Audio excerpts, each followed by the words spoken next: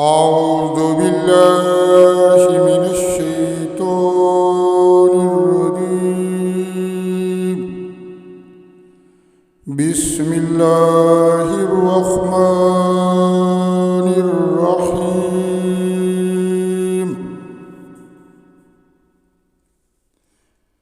قال للملأ حوله إن هذا لساحر عليم يريد أن يخرجكم من أرضكم بسحره فماذا تأمرون؟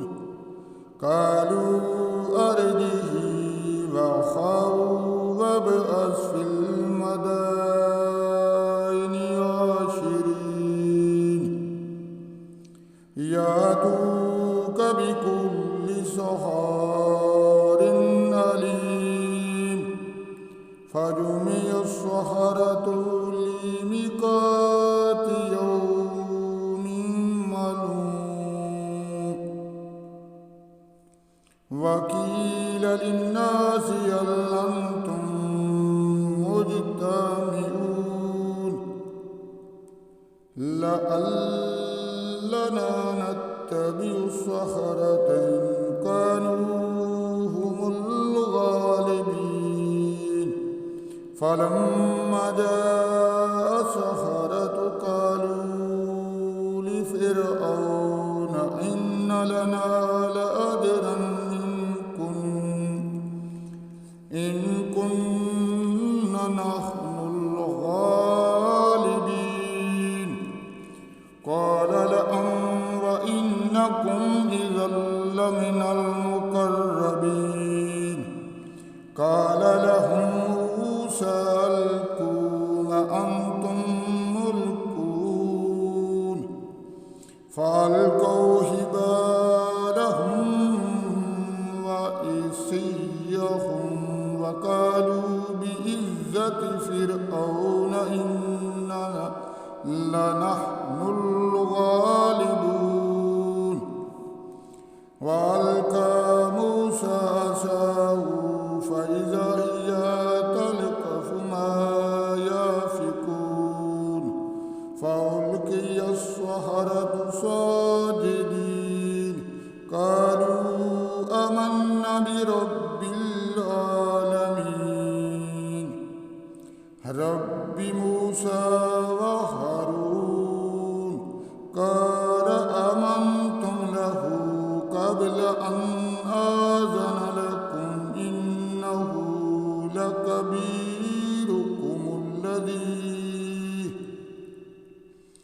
لكبيركم الذي علمكم السحر فلسوف تعلمون. لأقطعن أيديكم وأرجلكم من خلاف ولأصلبنكم أجمعين. قالوا لا ضير إنا إلى ربنا منقلبون. إننا نطمع أن يغفر لنا ربنا خطايانا أن كنا أول المؤمنين. وأوحينا إلى موسى أن أسر بعبادي إنكم متبعون. فأرسل فرعون في المدائن حاشرين إن هؤلاء لشرذمة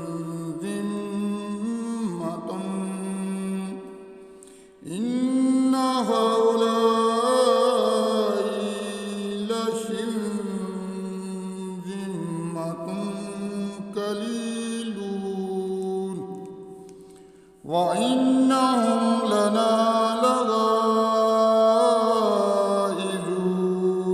وإنا لجميع حاذرون. فأخرجناهم من جنة وعيون وكنوز ومقام كذلك وأورثناها بني إسرائيل فأتبعوهم مشركين فلما تراءى الجمعان قال أصحاب موسى إنا لمدركون